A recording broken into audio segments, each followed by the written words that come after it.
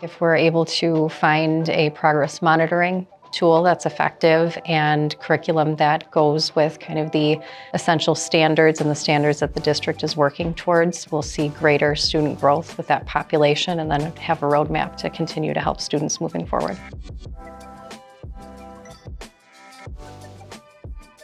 I am Lisa Paulin. I'm the Director of Secondary Special Education in the School District of Waukesha.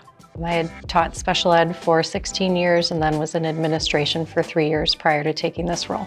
It's always been a passion. When I was in college, I had the opportunity to do in-home autism therapy, thinking that I was going to be a child psychologist, and then loved working with that population so much that I actually changed my path at school and got my teaching certification and master's in special education.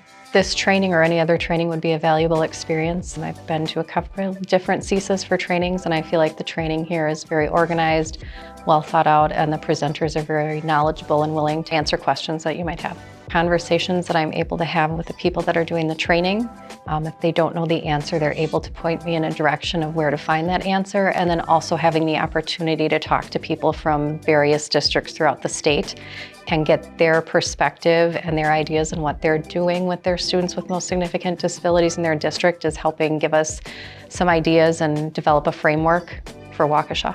I think it's definitely a benefit to students and staff and also a service to families.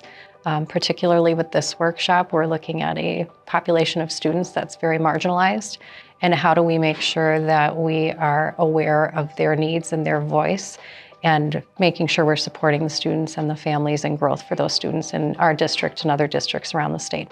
One of the biggest things that the other directors and myself have been able to take back is really looking at the criteria of students that meet the most significant developmental delay. I think there's a misconception that if the student is labeled with an intellectual disability, that means that they are a student that's on essential elements and taking the dynamic learning maps.